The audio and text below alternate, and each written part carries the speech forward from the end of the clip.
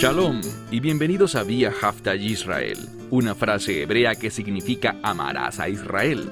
Esperamos que se queden con nosotros durante los próximos 30 minutos, ya que nuestro maestro, el Dr. Baruch, nos compartirá una enseñanza expositiva de la Biblia. El Dr. Baruch es profesor titular del Instituto Zera Abraham, con sede en Israel.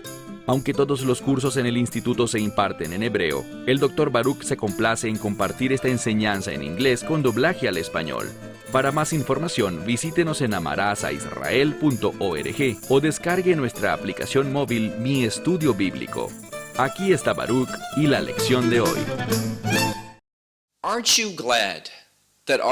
¿No te alegra que Dios sea capaz de tomar cualquier situación y convertirla en algo bueno, algo que es útil de acuerdo a sus propósitos?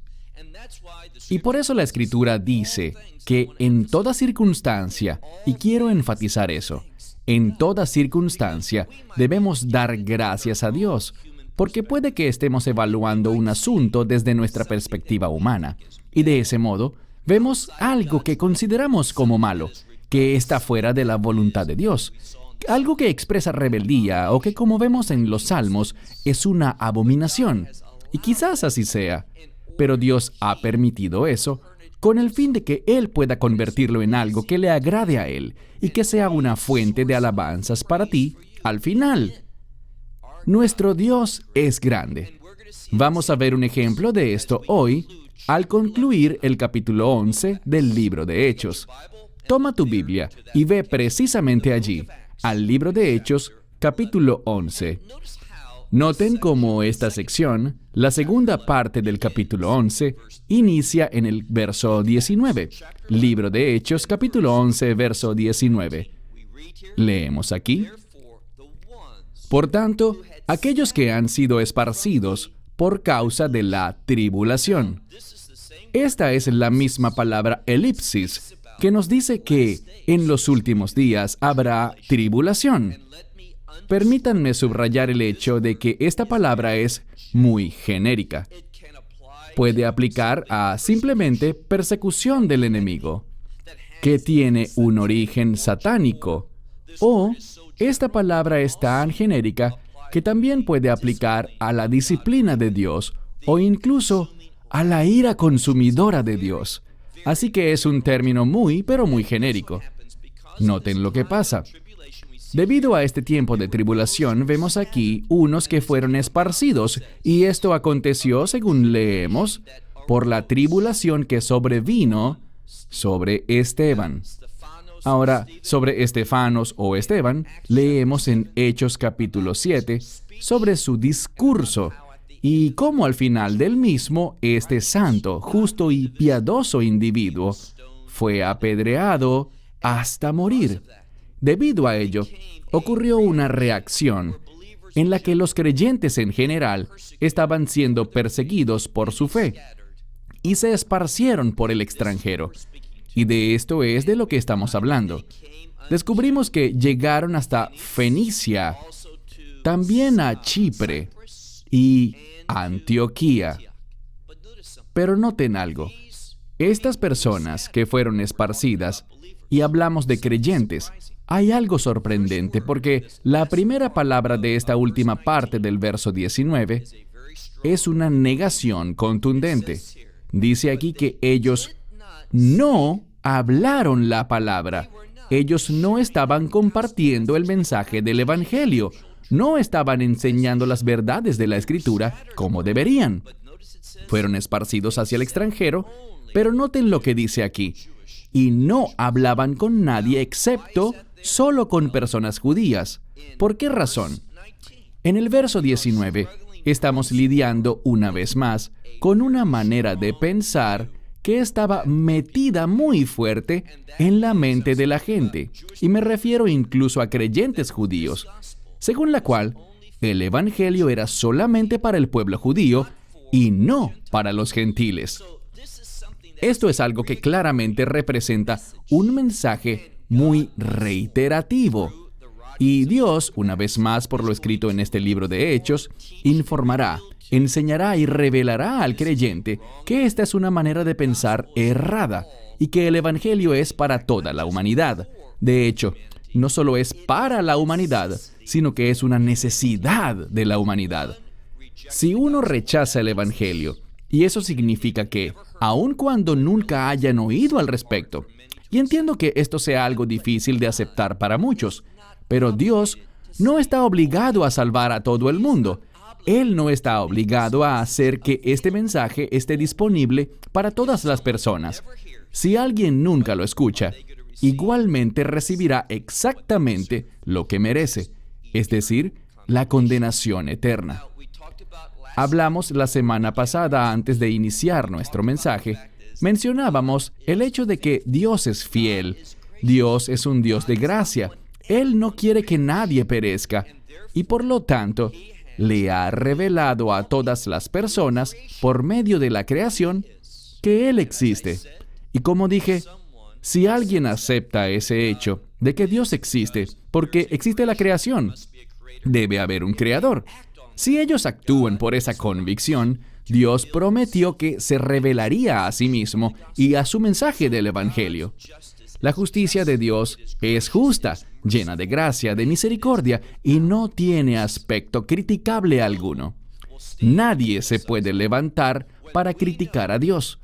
Cuando nosotros sabemos lo que Dios le revela a la humanidad sobre ese gran tiempo de juicio, y me refiero al juicio del gran trono blanco, en el que se presentarán, como lo dice Apocalipsis, al final, todas esas personas se darán cuenta de la bondad de Dios, lleno de gracia, y sus caminos son perfectos, sin brindar la menor cabida a la crítica.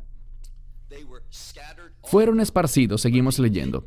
Fueron esparcidos por todos lados, pero no hablaron la palabra sino solo a los judíos. Leamos ahora el verso 20. Y hubo algunos de entre los varones de Chipre y también de Cirene. Y dice aquí que estos fueron quienes entraron en Antioquía. Antioquía se convertirá en un lugar protagónico aquí. Y lo que la Escritura dice es que de entre los que fueron esparcidos habían también personas de estos lugares. Es decir, que también fueron esparcidos y dispersados y que eran creyentes. Llegaron a Antioquía y ellos le hablaron, según leemos aquí, le hablaron a los griegos. Estos griegos eran griegos judíos. ¿Cómo lo sabemos? Porque nos lo acaban de decir. Ellos no compartían la palabra con gentiles. No la compartían con las naciones. Solo hablaban con judíos y algunos de ellos llegaron tan lejos como Antioquía. Y dice aquí que estaban hablando con los helenistas, los griegos judíos, evangelizando con el Señor Yeshua. Es decir, estaban proclamando el Evangelio, y esto es lo que significa esa palabra, las buenas noticias sobre Yeshua, el Mesías. ¿Qué es el Evangelio? Son buenas nuevas de redención, una redención perfecta y eterna. Este es el contexto. La gente fue esparcida, es decir, los creyentes llegaron a distintos lugares. Hubo una amplia variedad de creyentes, no solo de Judea, sino que la dispersión fue vasta. Había gente de otros lugares inclusive. Sabemos que Pablo llegó incluso a Damasco, fuera de las fronteras de Israel, buscándolos, y presumiblemente otros hicieron lo mismo. Y llegamos a este lugar de Antioquía, donde estos individuos judíos, oriundos de distintos lugares, estaban evangelizando y hablando sobre el Señor Yeshua. Ahora leamos el verso 21. Y la mano del Señor estaba sobre él, es decir, la unción de Dios estaba sobre él, su autoridad, y un gran número, un cuantioso número, creyó. Y noten lo que produjo esta creencia. Se convirtieron al Señor. Ahora, en esta escritura encontramos la palabra Yeshua y también la palabra Señor. Y como he dicho muchas veces, presten atención a las distintas maneras como se refieren al Mesías o a Dios. Aquí, noten que ellos se convirtieron, creyeron que Yeshua era el Mesías, y ahora lo estaban recibiendo a Él. ¿Cómo qué? Como su Señor. Ese es el punto más importante que la Escritura está subrayando aquí. Y la palabra, verso 22, fue escuchada en el oído de la iglesia en Jerusalén con respecto a lo que pasó. Entonces, los que quedaron en Jerusalén a pesar de la persecución, oyeron sobre estos individuos en estos lugares que estaban llegando a la fe, sobre estos judíos. Y noten lo que dice aquí. Y ellos enviaron a Bernabé para que viajara y llegara hasta Antioquía. Verso 23. Y al llegar, él vio también, ¿qué vio? Vio la gracia de Dios y se estaba gozando, estaba feliz. Verso 23, continuando. Y los animó a todos. ¿A qué los animó? Los animó a todos en el propósito del corazón, es decir, en un compromiso. Quiere decir que los exhortó a ser fieles, seguir decididos en el propósito de su corazón. ¿Y qué más? Aferrarse al Señor. Cuando leemos aquí que dice aférrense al Señor, se trata de una expresión hebrea, aunque estamos leyendo en griego, que se refiere a aferrarse a los mandamientos de Dios. Y por esto el Señor se menciona aquí. Porque para poder agarrarnos fuerte del Señor, necesitamos hacer su voluntad. Esto es lo que ocurría aquí. Descubrimos que la gente está llegando a la salvación, por lo que Bernabé los visita, y Bernabé es siempre, como su nombre lo indica, hijo de ánimo. Él los estaba animando para que permanecieran fieles a ese propósito del corazón, que significa la voluntad de Dios. Es un modismo, y al hacer esto se aferrarían al Señor. Y noten lo que ocurre, verso 24. Porque él era un buen hombre, lleno del Espíritu Santo. ¿Qué significa ser un buen hombre?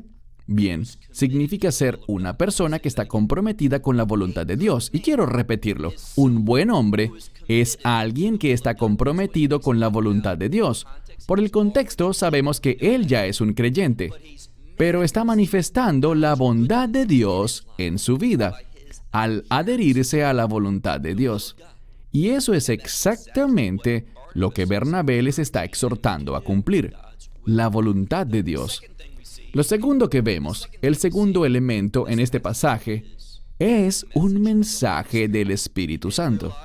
Y entendemos que lo que la Escritura nos está enseñando y revelando es que si esperamos que el Espíritu Santo nos unja, nos ilumine, nos empodere, nos guíe y nos equipe para todas las cosas que forman parte del ministerio del Espíritu Santo, Él estará obrando en nuestras vidas. Estaremos cumpliendo la voluntad de Dios. Estaremos expresando el fruto del Espíritu cuando estemos comprometidos con la voluntad de Dios. Así que noten que él era un buen hombre interesado en la voluntad de Dios, y por este motivo hubo una manifestación de la llenura del Espíritu Santo en su vida. Y noten lo que dice, él era un hombre de fe. Aquí de nuevo, la Escritura está escrita de un modo que busca enseñarnos algo. ¿Qué significa ser una persona de fe? ¿Qué es pertenecer a la fe de Dios? Lo acabamos de ver. Una persona de fe estará comprometida con la voluntad de Dios y habrá una manifestación del Espíritu Santo en su vida. Mira la segunda parte del versículo 24. Y ocurrió algo interesante, pues, gracias a su ministerio, dice que fue añadida una multitud, una gran multitud, al Señor. Esto es lo que podemos ver. Cuando alguien se sujeta a la voluntad de Dios, cuando alguien manifiesta el ministerio del Espíritu Santo en su vida, ¿sabes lo que ocurrirá? Otras personas también serán salvas. Así de simple. Si no estás teniendo un impacto en la gente, si nadie está llegando a conocer al Mesías, recibiendo el Evangelio, es algo que simplemente jamás ocurre en tu vida. Ahora mismo, lo que necesitas hacer es decir, Dios, te pido perdón porque yo no estoy viviendo una vida comprometida. No estoy aferrado a mi Señor. No estoy caminando en obediencia. No estoy haciendo tu voluntad. No estoy manifestando al Espíritu Santo. ¿Y sabes qué?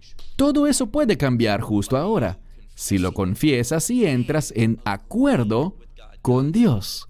Señor, quiero caminar contigo. Reconozco que tu voluntad es buena. No quiero rebelarme. Quiero obedecer. Así que Dios, dame tu unción. Empodérame. Dirígeme. Guíame a influir en la gente. Permíteme hacer tu obra por tu gracia y poder. Ayúdame a hablar con las demás personas, tocarles, demostrarles un testimonio de la poderosa obra y gloria del Espíritu Santo que los traiga a la fe. Eso es lo que deberíamos estar haciendo. Es lo que produce la voluntad de Dios. Así que dice aquí en el texto, verso 24, y una gran multitud fue añadida al Señor. Verso 25. Y él, este es Bernabé, partió hacia Tarso.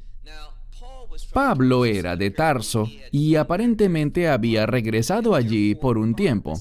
Y por lo tanto Bernabé, habiendo oído esto, y lo grandioso sobre este libro de Hechos es que vemos aquí cómo las historias empiezan a entretejerse. Avanzamos, pero seguimos retomando asuntos.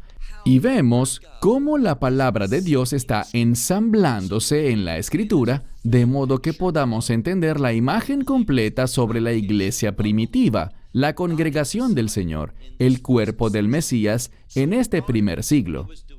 Entonces, Bernabé estaba haciendo algo. Mira de nuevo el verso 25. Y Bernabé partió hacia Tarso y estaba buscando a Shaul, es decir, a Saulo, también conocido como Pablo. Verso 26.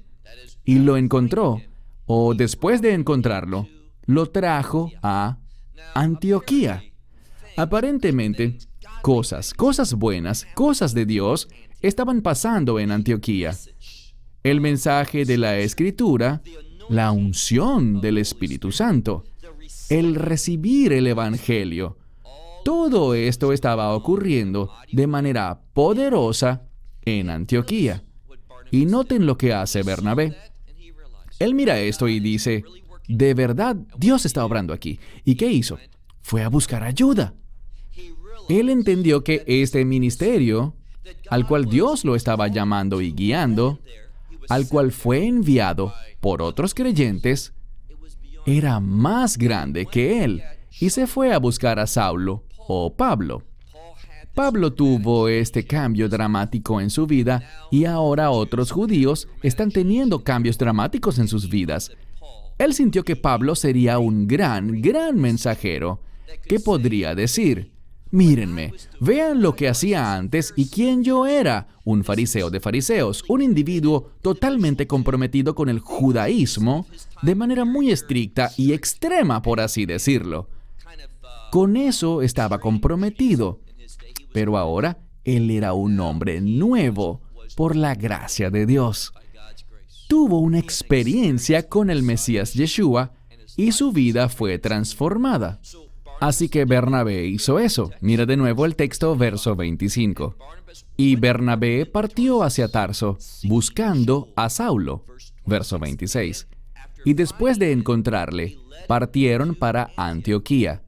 Y descubrimos aquí que aconteció que durante todo un ciclo completo. Tu Biblia puede que diga año, y no hay nada de malo en ello. Pero dice un ciclo anual. Lo que descubriremos aquí, y una vez más, para entenderlo, es importante conocer la cultura judía. Porque cuando escucho el término un ciclo anual, y hablaremos al respecto cuando nos topemos de nuevo con esta palabra, en el libro de Hechos, nos habla del ciclo de la Torá, el ciclo de las fiestas, el ciclo que se repite cada año en el judaísmo. Y lo que descubrimos aquí es que Bernabé y Saulo, estos hombres bajo la unción de Dios, comprometidos con sus propósitos y aferrados a su voluntad, llegaron y estuvieron allí. Dice que se reunieron durante un año entero en la congregación. ¿Y qué hacían?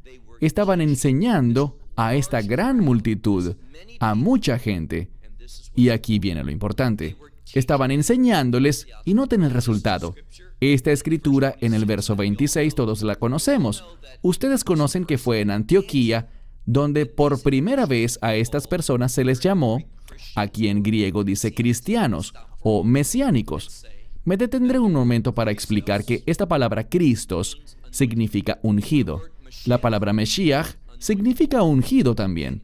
En griego, cuando tomamos esta palabra Cristos y la llevamos al español, decimos Cristo. En hebreo, cuando tomamos la palabra Meshiach y la llevamos al español, decimos Mesías. Ahora te pregunto, ¿existe algo importante, alguna diferencia entre la palabra Cristo y Mesías? No la hay. En este pasaje lo que dice es una palabra muy poderosa. Dice, lo leeré de nuevo, la segunda mitad del verso 26. Y enseñaron a esta gran multitud, a esta numerosa multitud. Y en la segunda parte del verso 26 dice que fue primero en Antioquía cuando los creyentes fueron llamados cristianos o mesiánicos. Este término para cristiano o mesiánico está atado a Yeshua. Lo importante aquí es que la gente estaba viendo a estos individuos, entendiendo que tenían una conexión con Yeshua, el Mesías, el Cristo. Eso es lo importante.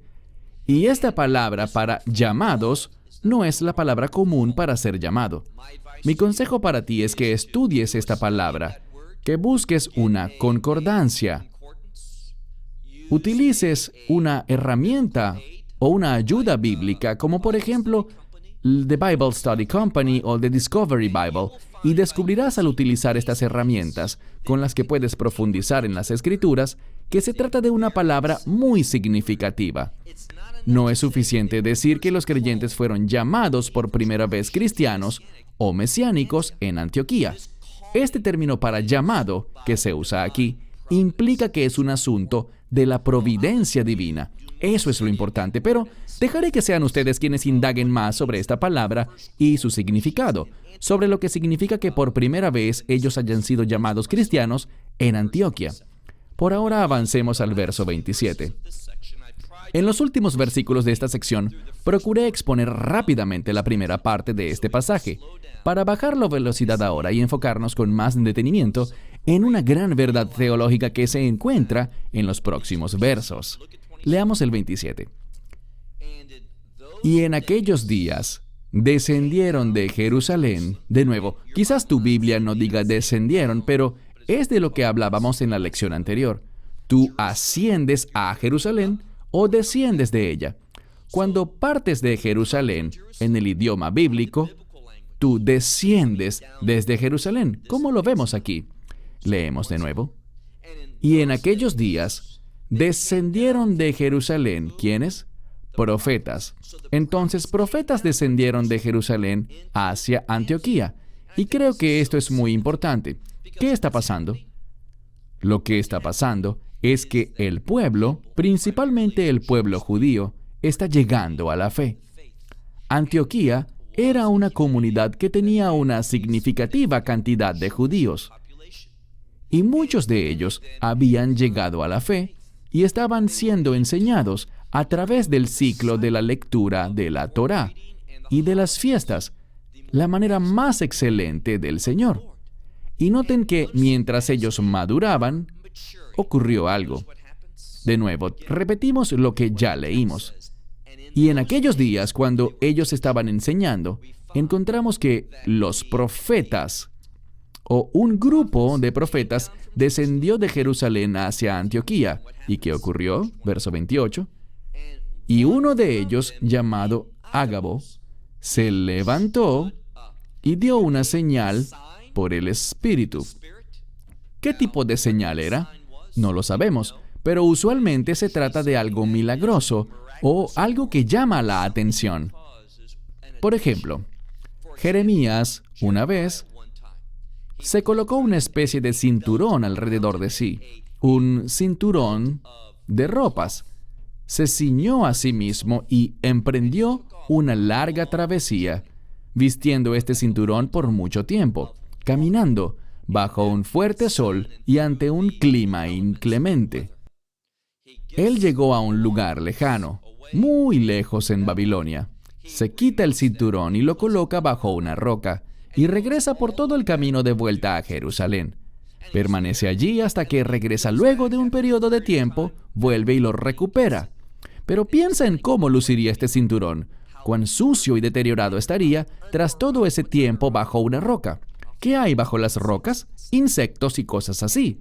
Y fue también durante ese periodo de tiempo, porque demora un buen tiempo caminar de Jerusalén a Babilonia, que Él se lo coloca de nuevo y lo utiliza por otro periodo de tiempo, suficiente como para caminar 800 kilómetros. Y llega a Jerusalén habiendo utilizado este cinturón, ida y vuelta, más todo el tiempo que estuvo a la intemperie.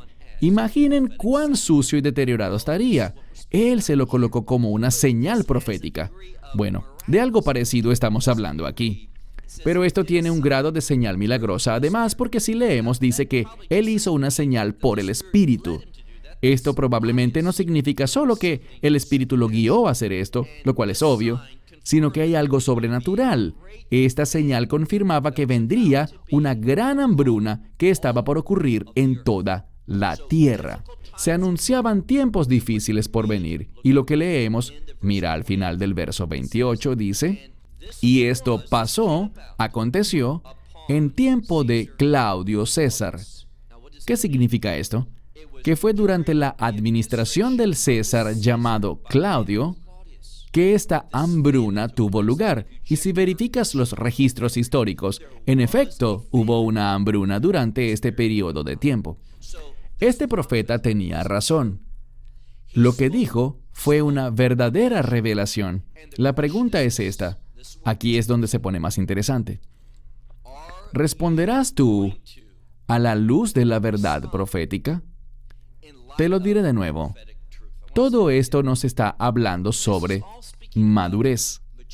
Esta gente eran individuos que estaban dispuestos a dejar sus tradiciones y a recibir una nueva revelación. El fundamento de esa nueva revelación estaba obviamente en las Escrituras, pero ellos entendieron, gracias a Bernabé y a Saulo, entendieron quién era el Mesías y estaban comprometidos con su camino, comprometidos con su voluntad, y se aferraron a la palabra de Dios. Y cuando estamos en ese camino, entonces estamos listos para la profecía, porque la profecía con frecuencia nos habla del futuro, y debemos responder al futuro ahora mismo. Por esto existe la profecía. Y estoy hablando de profecía. Hay un par de aspectos, características y propósitos diferentes en la profecía, pero estoy hablando de la más común, la que es más entendida. Y esa es cuando un profeta dice: esto va a ocurrir, hablando del futuro. Y la razón por la que Él lo revela es porque necesitamos responder a ello, estar listos y haciendo cosas para prepararnos para eso. Entonces, ¿entenderá el pueblo este mensaje y obedecerá? Bien, avancemos al verso 29. Leemos lo siguiente. Y de los discípulos, esto es importante porque nos habla que entre los creyentes había un subgrupo. Entonces, de entre los discípulos, en la medida, y esta palabra es clave, en la medida que prosperaban. ¿Qué significa esto aquí?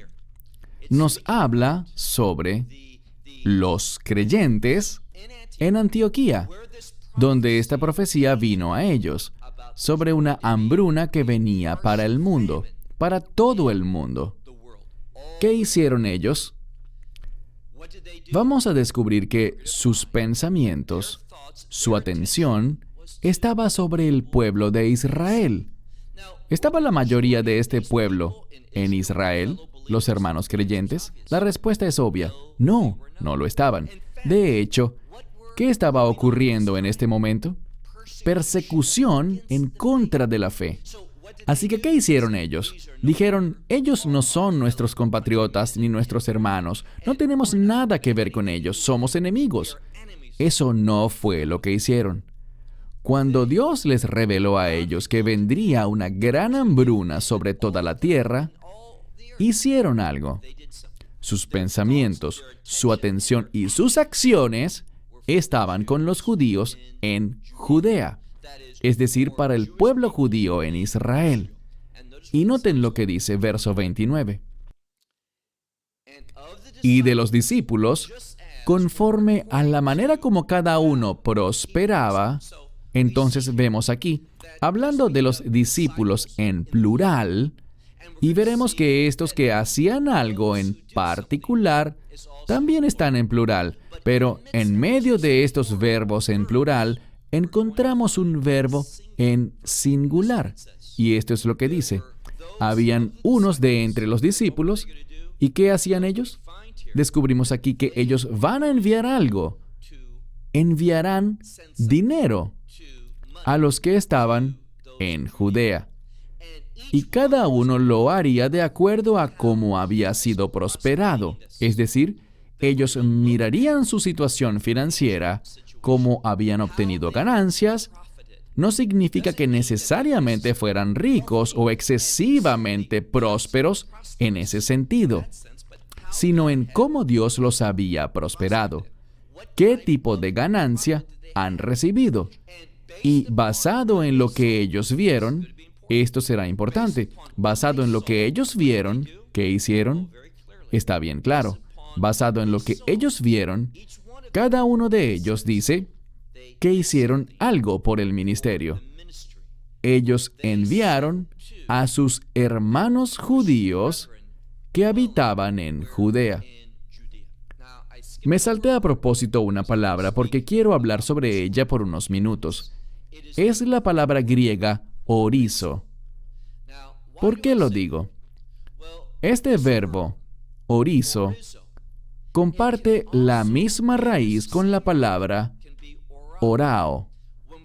Cuando miramos el griego, hallamos que existen raíces y ocasionalmente en el griego koiné, en el Nuevo Testamento. Por supuesto, el Nuevo Testamento tiene su propio vocabulario. Probablemente habían otras palabras griegas que no entraron en el Nuevo Testamento griego, así como existe una multiplicidad de palabras en nuestro idioma que no entran en nuestra Biblia, que no aparecen en las Escrituras. Estas palabras, orao y orizo, son muy similares, pero hablemos un momento sobre lo que ellas significan. Esta palabra orao simplemente significa yo veo.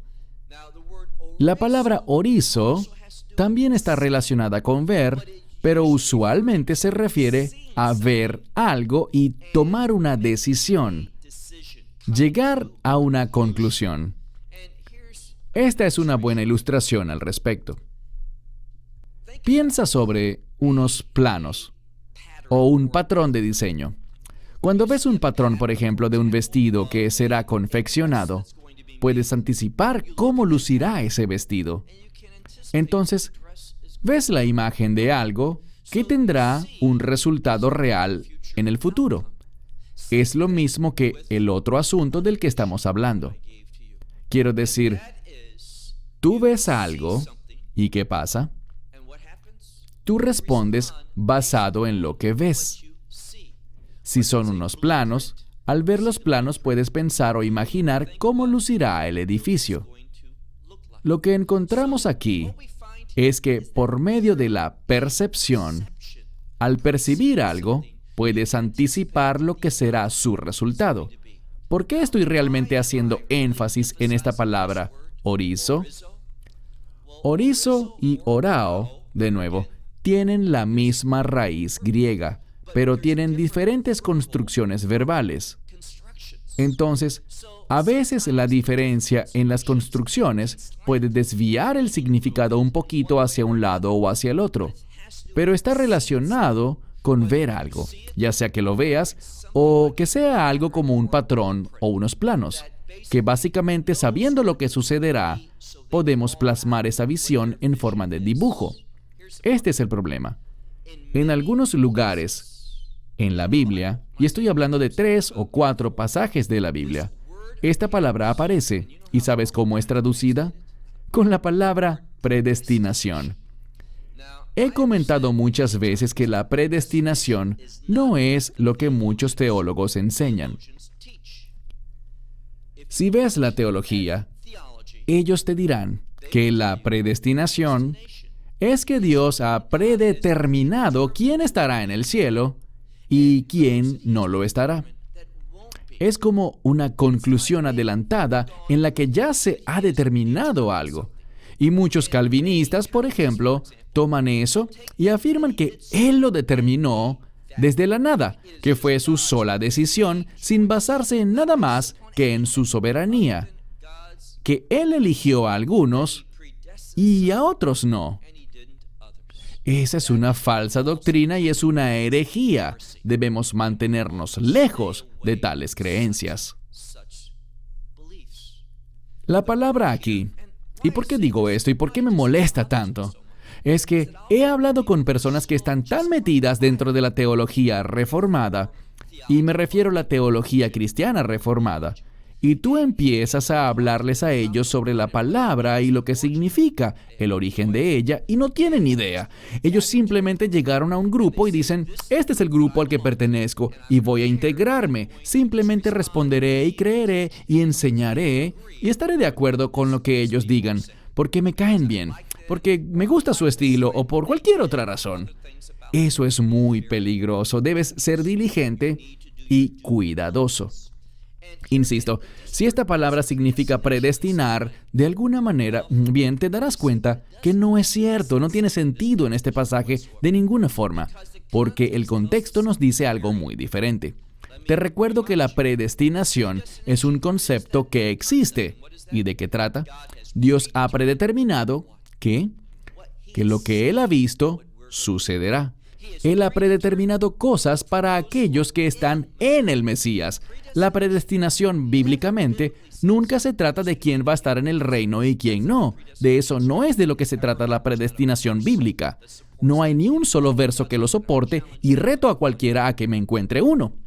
La predestinación es siempre con respecto a aquellos que están en el Mesías, en el Mesías. Lean Efesios 1. Pablo hablando dice, para aquellos que están en el Mesías, Dios ha visto cosas de antemano. Y tampoco dice que porque Él las ha visto es que sucederán. Él ha predeterminado algo. ¿De qué hablo? De que nosotros seremos como el Mesías. Nosotros seremos santos, justos, gloriosos. ¿Cómo? Por la gracia de Dios, cuando recibamos nuestros nuevos cuerpos. Entonces el Mesías, su obra, producirá lo que Dios ya ha visto que se convertirá, la congregación de los redimidos. Seremos como el Mesías. ¿Eso nos hace divinos? No es así. Significa que estaremos en un estado de reino. Seremos pueblo de reino, santos, justos, buenos, todas esas cosas. ¿Por qué digo esto? Porque si esta palabra orizo significa predeterminar que unos estaremos en el reino de Dios, mientras que otros no, no tendría sentido su uso aquí. ¿A qué me refiero? Leamos de nuevo verso 29. Y los discípulos, conforme a lo que cada uno tenía, dice que hicieron algo. Que cada uno hizo ¿qué? Determinó. Ellos vieron la situación que atravesaban e hicieron algo por el ministerio. Ellos dieron dinero para aquellos que habitaban en Judea. ¿Quiénes? Los hermanos. ¿Qué dice la Escritura? Dice que ellos vieron cómo habían prosperado, miraron su situación y basados en los hechos, es decir, bien, yo soy un individuo, pongámoslo en términos actuales, que hizo $30,000 este año. Y yo sé que mis gastos totales ascienden a $28,000. Por lo tanto, me quedan $2,000 sobrantes, luego de haber dado mis ofrendas, mis regalos regulares para los ministerios, para la casa de Dios, todavía me quedan $2,000 sobrantes. Y basado en eso, en cómo Dios me ha bendecido, yo veo eso y por lo tanto voy a dar una porción de ese restante.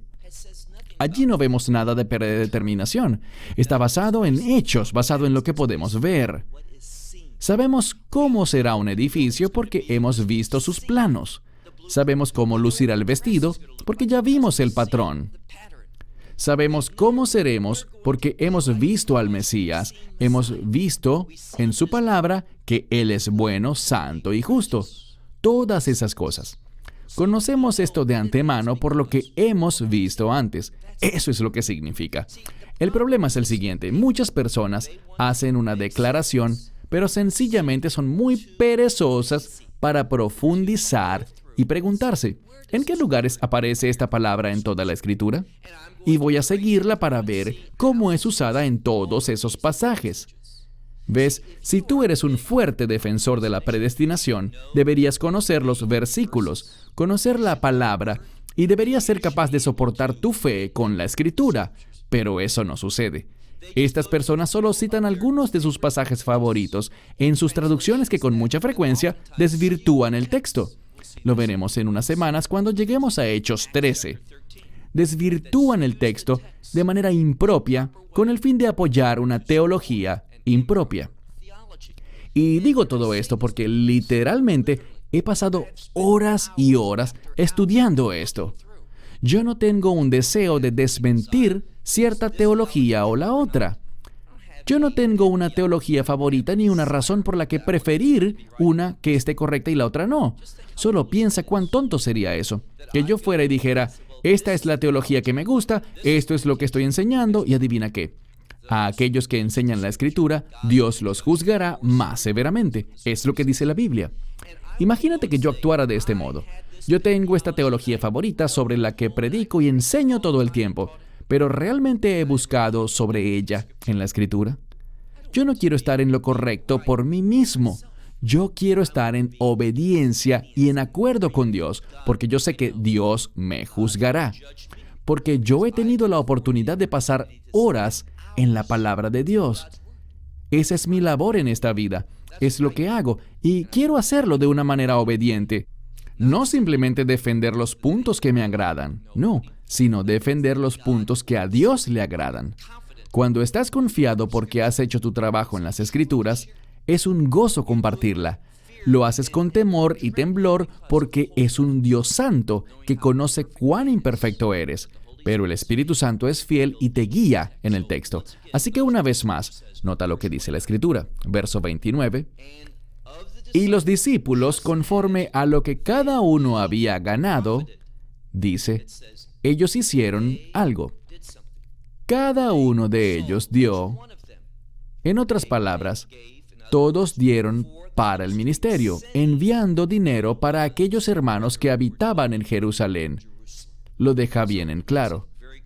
Concluyamos con el verso 30. Lo cual asimismo hicieron, enviando a los ancianos. Esto es importante. Ellos lo enviaron a los ancianos a través de la mano de Bernabé y Saulo. Entonces ellos tomaron de su dinero conforme a sus ganancias, a las ganancias que vieron que tenían. Y basado en lo que vieron, no era algo predeterminado, sino que basado en lo que vieron que habían sido sus ganancias, tomaron una porción para apoyar, para bendecir, para demostrar fidelidad a aquellos judíos que habitaban en Judea. ¿Por qué?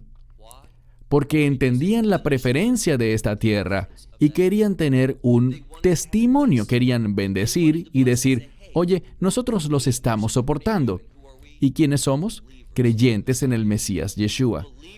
Los creyentes en el Mesías Yeshua deberían tener un poderoso testimonio de apoyar y bendecir al pueblo judío. ¿Por qué? Porque el pacto de Dios nos ordena hacerlo así. Se terminó el tiempo. Hasta la próxima semana. Que Dios te bendiga ricamente. Shalom desde Israel. Shalom from Israel. Esperamos que te hayas edificado con el mensaje de hoy y lo compartas con otros. Te invitamos a seguir nuestros estudios cada semana por este canal y por el portal de YouTube de Amarás a Israel. También puedes descargar nuestra aplicación móvil gratuita, Mi Estudio Bíblico. Finalmente, para obtener más información sobre nosotros, visita nuestra web amarasaisrael.org, donde encontrarás otras conferencias de Baruch en audio, video y texto. Hasta el próximo programa. Que el Señor te bendiga en Yeshua HaMashiach, Jesús el Mesías, mientras caminas con Él. Shalom desde Israel.